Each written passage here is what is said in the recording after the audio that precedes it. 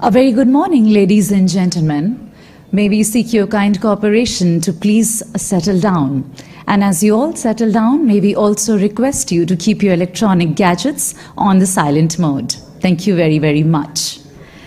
And on that note, just to remind all of you, this event is broadcasted live on the YouTube channel of Indian Army's Public Relations Wing, ADGPI, which is Additional Directorate General of Public Information. ADGPI social media channels, namely X, Meta, Instagram, and WhatsApp are also active, and you can also engage with the live updates of the program as it is broadcasted in the mission areas along with our social media channels. And with that, our much valued guest in attendance, ladies and gentlemen, this is to state that as soon as the External Affairs Minister of India arrives in the hall, it is expected of all of us to rise in his honor, and the same goes for his departure from this hall as well. Thank you.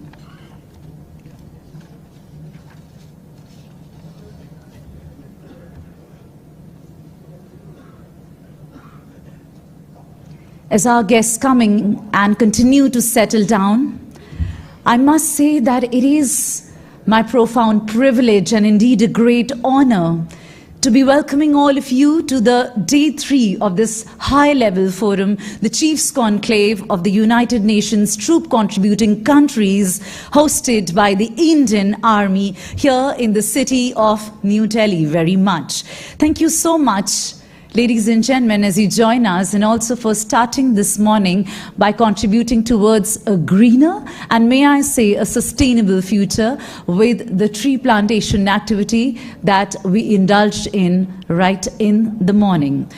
This, I must reiterate, is a unique forum where the collective experience, the wisdom and commitment of the militaries and nations, as you can witness the prowess, has indeed converged together to deliberate on shared responsibility of the international community towards the maintenance of peace under the United Nations Charter. Well, I once again extend my hearty gratitude to the dignitaries from the friendly foreign countries and all the participants for being a part of this historic event. We look forward to this enriching last day of discussions, deliberations, sharing of ideas, and our enthusiasm, of course. Very shortly, in few minutes from now, we will be expecting the arrival of the Minister of External Affairs, India, ladies and gentlemen.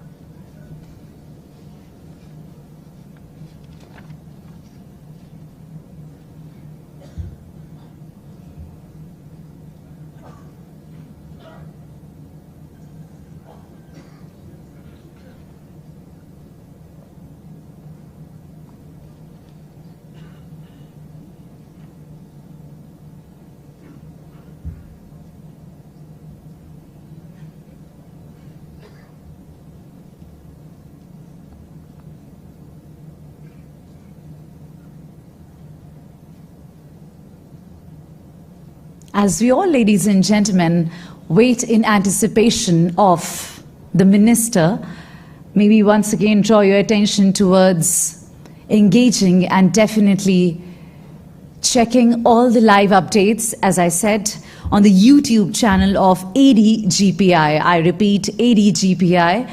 With the same name, we are also active on the social media channels, the X, Meta, Instagram, also on WhatsApp. ADGPI is the social media handle of the Indian Army. We will request you, as and when during your networking time, please do engage and check all the updates on the channel. Thank you.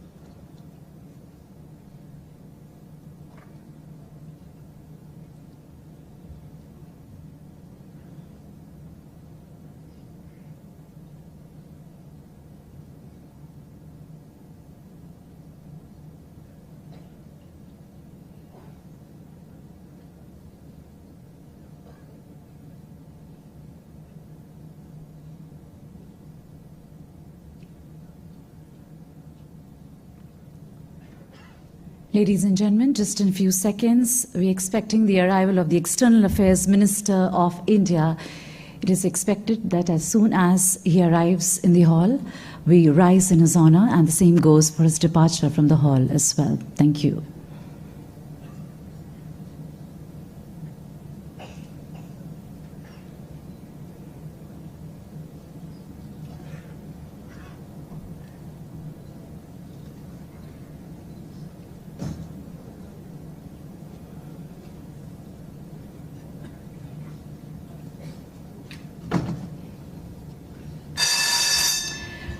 We are now pleased to announce the arrival of the External Affairs Minister of India.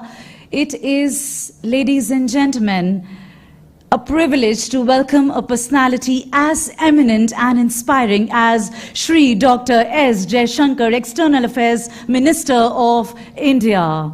Ladies and gentlemen, he is a visionary thinker who has always, I must say, encouraged a shared, prosperous future and an equal voice for all stakeholders.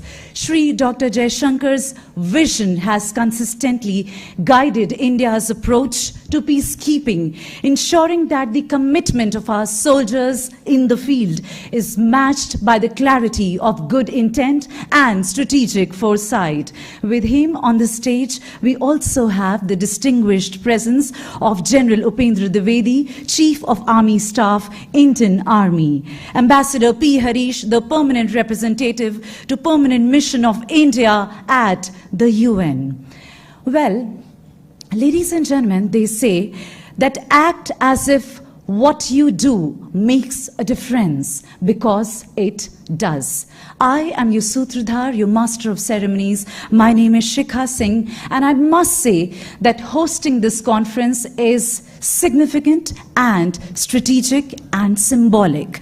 It underscores India's commitment not just to the ideals of peacekeeping, but also to strengthening international cooperation and adapting to the rapidly changing character of conflict and emerging challenges in the UN peacekeeping operations, and most importantly, doing so with a human-centric approach. Hence today, the imperative for greater convergence and unity amongst the peacekeepers has been never so critical. In this regard, Dr. Jaishankar, we look forward to your thoughts on how troop-contributing nations may shape the peacekeeping doctrines to remain effective, how diplomacy and soldiering converge to achieve as well as protect peace with dignity, fairness, and justice. Ladies and gentlemen, on behalf of all of us, may I now request the External Affairs Minister of India, Padma Shri Dr. S. Jaishankar, to please address the august gathering. Sir, please.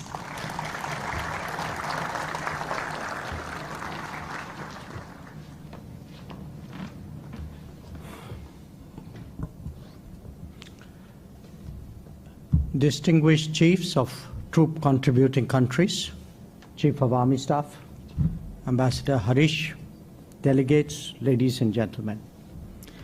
It is a privilege to address this distinguished gathering of military leaders from troop contributing countries, the architects, the upholders, and the messengers of peace. You reflect the strength of an institution that has, for nearly 8 decades now, stood out as a beacon of hope in a conflict-ridden world, United Nations peacekeeping. As Foreign Minister of a country that has contributed immensely to this cause, I'm here to share our perspectives, not only on the challenges before us, but also on the principles that must guide us in shaping the future of global peace and security. India approaches peacekeeping from its civilizational ethos. We see the world as one family, a vision enshrined in the timeless phrase of Vasudhaiva Kutumbakam. This is not just cultural wisdom, but an outlook that anchors our worldview. It is why India has consistently advocated for justice, dignity, opportunity, and prosperity for all societies and peoples. It is also why we place our faith in multilateralism and international partnerships. The global challenges we face, from pandemics to terrorism and economic instability to climate change, these challenges are interconnected and they transcend national borders. Our responses, therefore, must be more cooperation, transcending the competitive aspects of international politics. The natural starting point for such collaboration is the United Nations. I've just come back from New York after attending the 80th UN General Assembly. And let me share with you some key insights from that experience. One, the United Nations today still reflects the realities of 1945, not of 2025. 80 years is a long time by any standards. And during this period, the UN membership has actually quadrupled. Two, institutions that fail to adapt risk irrelevance. Not just irrelevance, but eroding legitimacy and leaving us without recourse in times of uncertainty. Three, for the UN to be effective, it must reform, becoming more inclusive, democratic, participative, and, as I said, representative of today's world. And four, it must amplify the voices of the developing world and reflect the aspirations of the rising global south. The UN's legitimacy, and I would say the UN's credibility, depends on it doing so. Now, there is a strong desire among members of the UN for a reformed United Nations, including expansion of the permanent and non-permanent categories of membership of the Security Council. However, the process of reform itself is being used to derail that agenda. As a result, I'm sorry to say, historical injustices still continue. India affirms its commitment to assume greater responsibilities in a reformed United Nations and in a reformed multilateralism. Now, this brings me to the core of our discussions, UN peacekeeping. Since its inception, it has been a testament to what we can achieve when nations unite for a larger cause. Our peacekeepers have been really a powerful force for good. These brave sons and daughters put their lives on the line to protect civilians, to deliver humanitarian aid, and to support fragile peace processes. They are the real torchbearers of multilateralism. Now let me honor today the more than 4,000 UN and 182 Indian peacekeepers who have made the ultimate sacrifice in the line of duty. They stand out as a testament to bravery, and their legacy remains a solemn call to action for all of us. We must ensure that their message lives on. Now, as you would all be aware, peacekeeping was not originally envisaged in the UN Charter. The very concept of peacekeeping has evolved over the years. Currently, it draws its mandate from the decisions of the UN Security Council.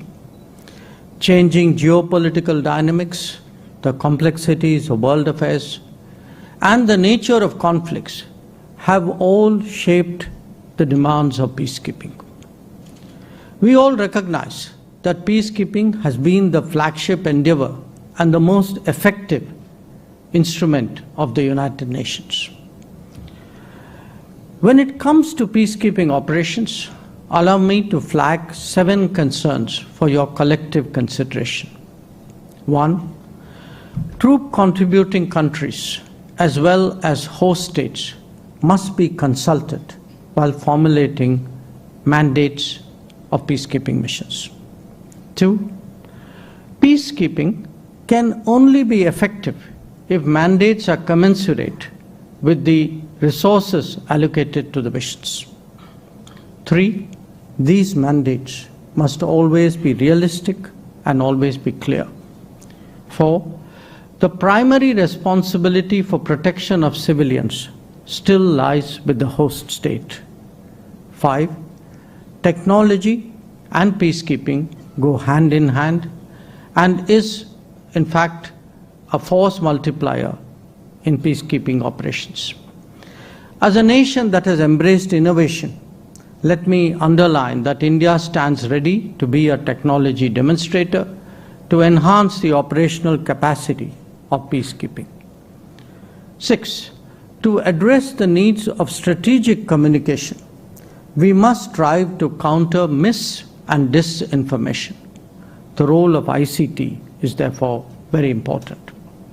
And seven, paramount importance must be given to the safety and security of peacekeepers. We must always ensure that perpetrators of any attack on them must be brought to justice.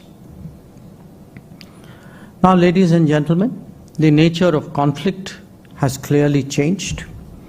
The clear lines of state-on-state warfare have been blurred. We often face on the ground a complex and ambiguous matrix of non-state actors, of armed groups, and of terrorist organizations.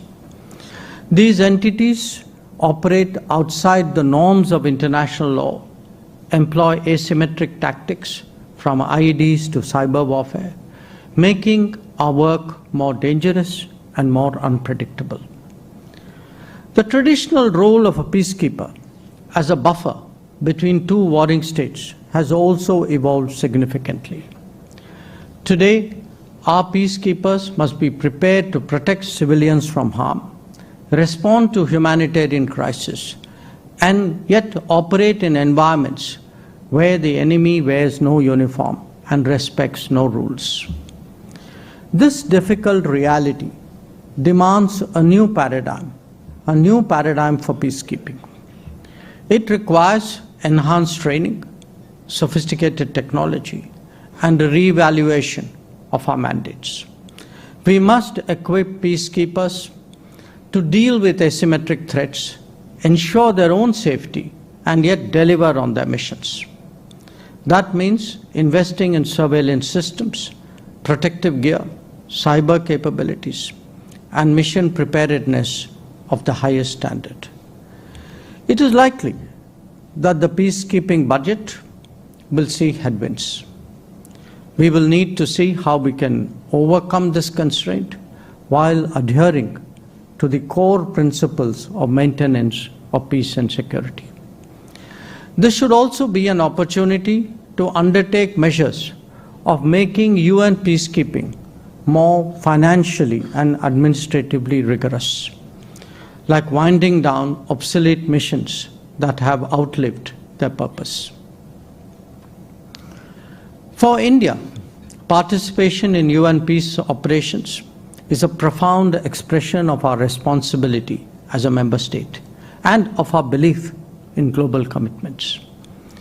Since inception, we have contributed over 300,000 troops cumulatively, making us the world's largest troop contributing country. Our peacekeepers have served and are serving with distinction and professionalism in some of the world's most challenging theaters. This includes South Sudan, Lebanon, Syria, and the DRC, amongst others. This sustained commitment stems from our conviction that peace anywhere strengthens peace everywhere. We also take great pride that we have walked the talk in our commitment towards women, peace, and security. Our women peacekeepers have demonstrated the unique impact that they have. They build trust in communities and give hope to vulnerable populations, especially women and children. We believe that it is no longer a question of whether women can do peacekeeping, rather it is whether peacekeeping can succeed without women. I recall that in February 2025, India hosted the first ever international conference on women peacekeepers from the Global South, bringing together women peacekeepers from 35 nations. More recently, in August this year, India hosted the UN Women Military Officers Course, which saw participation from 15 countries. I'm also glad to note that this August gathering has, over the last 2 days, deliberated on issues closely associated with and important to the maintenance of peace and security. Peacekeeping is and will remain an important instrument of the UN in this pursuit.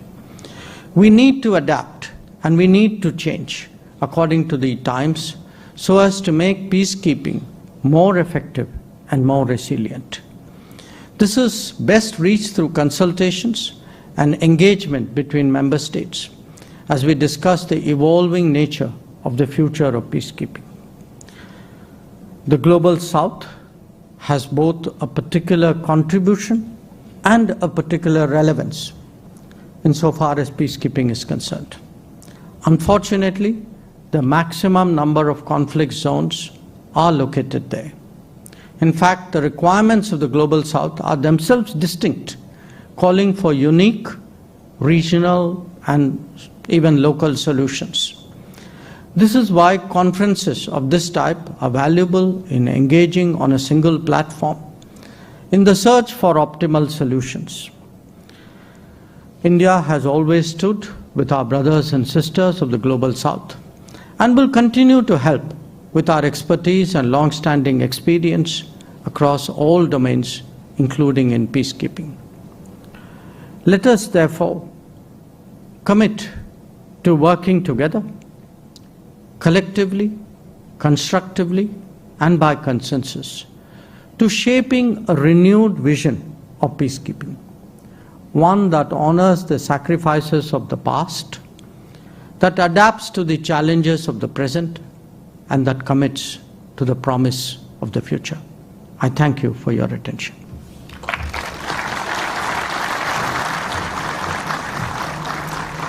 Thank you so much, Dr. Jaishankar, for your invaluable thoughts on the significant role of multilateralism, diplomacy and defense cooperation in sustaining peace efforts worldwide, wherein UN troops remain one of the most significant contributors. Now, ladies and gentlemen, as part of the felicitation ceremony, now in his honor, we would like to present the External Affairs Minister a painting that captures Captain Gurbachan Singh Salaria in action during Operation Unukut in Congo as part of the UN mission ONUC, where he led a fearless charge with bayonets and kukris, preventing enemy reinforcements despite such overwhelming odds. For his act of gallantry, he was posthumously awarded the Paramveer Chakra by the President of India. On behalf of all the participating nations, may I now request General Dwivedi to present the special painting and the conclave souvenir to the External Affairs Minister of India, Shri Dr. S. Jaishankar. Sir, your optimism and vision for UNTCCs is indeed so inspiring.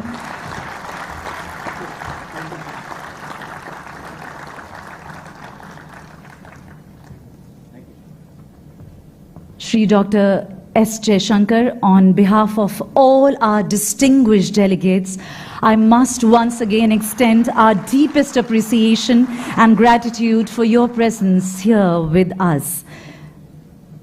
Thank you very much, General Dwivedi, for doing the honors. And with that, ladies and gentlemen, as the Minister will now depart the Zorawar Hall, we will wait for some important announcements for the day to be made. All in the audience are kindly requested to remain in the hall.